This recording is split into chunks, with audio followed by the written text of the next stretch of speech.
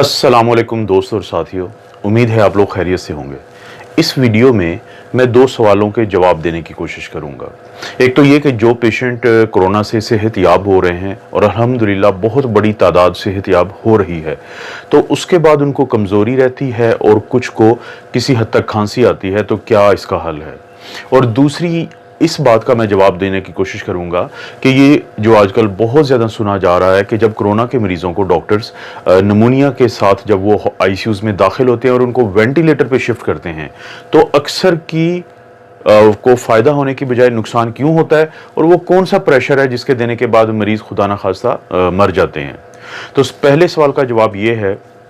कि corona virus से सेहतयाब होने के बाद हर दूसरी वायरल इन्फेक्शन की तरह कमज़ोरी एक आम सी बात है। पहले सिर्फ ये होता था कि 1 या 2 हफ्ते के लिए कमज़ोरी होती थी, लेकिन कोरोना के बाद अमूमी तौर पे 3 से 4 हफ्ते ये कमज़ोरी रहती है। और तो इसका हल ये है कि लोग ज़्यादा से ज़्यादा फल खाएँ, जूसेस पिएँ, रोज़ाना 15 से 20 मिनट की वॉक करें, और वॉक करें ना कि एक बहुत हैवी एक्सरसाइज, और कोशिश करें कि अपने खाने में फलों और सब्जियों का इस्तेमाल ज़्यादा से ज़्यादा रखें, तो 15 से 20 दिन में ये रिकवरी उनको हो जाएगी। इसके अलावा वो तमाम लोग, ख़ास तौर पे जिनकी उम्र किसी हद तक ज़्यादा है, जो कोरोना से रिकवर करते हैं और अगर उनको खांसी रहती है, तो वो बाकी किसी सिरप लेने के साथ साथ घर में किसी को भी कह सकते हैं कि वो हाथ धोने के बाद एक ख़ास काम कर सकता है कि ये बैठ जाएं और वो उनकी कमर पे फिजियोथेरेपी की एक ख़ास शक्ल करे, जिसमें वो अपने हाथ को ऐसे कप बनाएंगे और उसके बाद एक रिदमिकली ऐसे उनको थपथपाएंगे दिन में 4 से 5 मरतबा, और हर दफ़ा 15-20 दफ़ा ये ऐसे करना है। इससे ये फ़ायदा होता है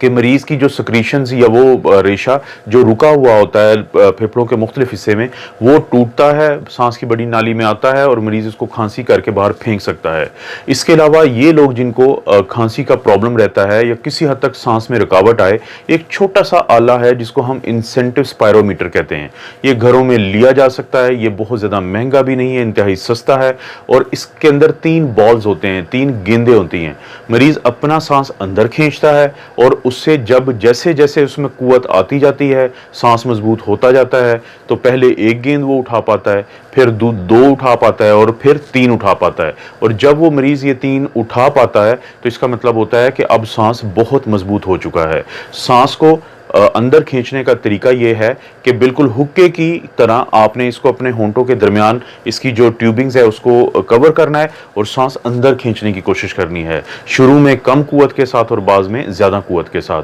और कोशिश करें कि दिन में 4 से 5 मरतबा ये भी करें। तो उम्मीद है इन 2 तरीकों से इंशाल्लाह ये दोनों प्रॉब्लम्स आपके हल हो जाएंगे। अब इस सवाल का जवाब कि अक्सर मरीज़ वेंटिलेटर पे जाने के बाद उनको फ़ायदे की बजाय नुकसान क्यों होता है, और एक ये ही वजह है कि अभी हम लोग खुद अपने आईसीयूज़ में कोशिश करते हैं कि मरीज़ को वेंटिलेटर पे जाने से पहले सब कुछ किया जाए। उसको ऑक्सीजन दी जाए,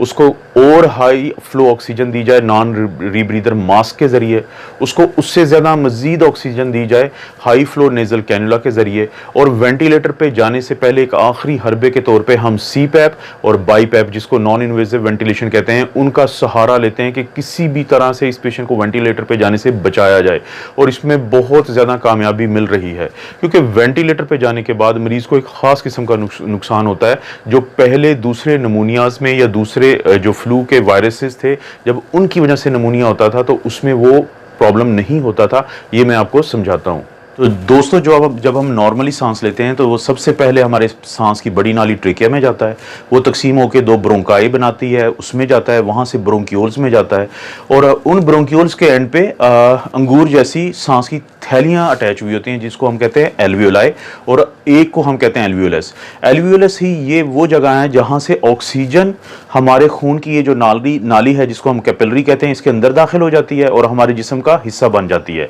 जबकि कार्बन डाइऑक्साइड जो हमारे जिस्म से आ रही होती है, ये एक गंदी गैस है, तो ये एल्वियोलस में आती है और इसको हम सांस लेके बाहर निकाल देते हैं। अब होता ये था कि जब भी किसी और वजह से नमूनिया होता था, किसी वायरस की वजह से, इन्फ्लुएंजा की वजह से, तो वो नमूनिया यहाँ पे एल्वियोलस में एक तह बना देता था जो ऑक्सीजन को अंदर जाने में रुकावट डालती थी और कार्बन डाइऑक्साइड को बाहर निकालने में रुकावट डालती थी। तो उसका हमने एक हल निकाला हुआ था कि अगर ये मरीज डबल निमोनिया का शिकार हो जाएं, जिसको हम ARDS या एक्यूट रेस्पिरेटरी डिस्ट्रेस सिंड्रोम कहते हैं, जिसमें फेफड़ों के दोनों तरफ बड़ा नमूनिया होता है और हम बहुत ज्यादा ऑक्सीजन भी दें तो अंदर ज्यादा ऑक्सीजन नहीं जाती, तो उसको हम ARDS या आम जुबान में डबल नमूनिया या बिगड़ा हुआ नमूनिया कह सकते हैं। और जब ये मरीज वेंटिलेटर पे जाते थे तो वेंटिलेटर पे जाने के बाद हम इनको एक खास किस्म का प्रेशर देते थे जिसको हम कहते हैं पीप।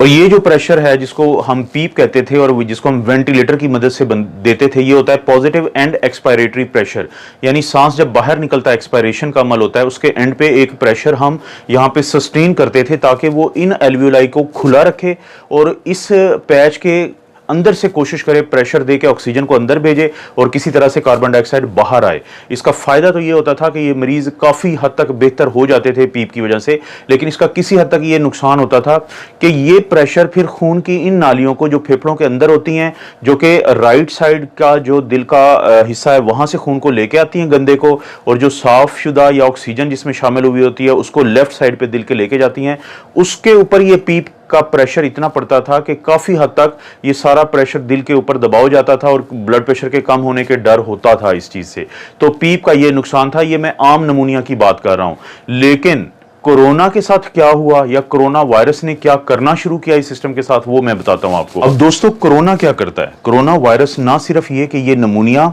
का बाइस बनता है जो एल्वियोलाई या सांस की नाली की थैलियों में वो बनती हैं, बल्कि वो खून की वो नालियां जो फेफड़ों से गुजर रही होती हैं उनके अंदर छोटे छोटे छोटे क्लॉट बना देता है जिसको हम कहते हैं माइक्रोथ्रोम्बाई। ना सिर्फ ये कि वो क्लॉट बनाता है बल्कि खून की नालियों को भी डैमेज कर देता है। अब हुआ ये कि शुरू में जब तक इटली या अमेरिका में ये बीमारी नहीं गई थी और इस चीज के बारे में नहीं पता था, तो जैसे ही ये मरीज वेंटिलेटर पे जाते थे और वेंटिलेटर पे जाने के बाद जैसे ही हम इनको पीप देते थे और वो पीप प्रेशर डालती थी इन नालियों के ऊपर जिनके अंदर पहले ही क्लॉट बने हुए होते थे, ये सारा प्रेशर दिल पे जाता था। ना सिर्फ ये कि खून का बहाव मुकम्मल तौर पे पहले भी रुका हुआ होता था इन खून की नालियों में, बल्कि और रुक जाता था, जिसका फौरी नुकसान ये होता था कि पीप देने के बाद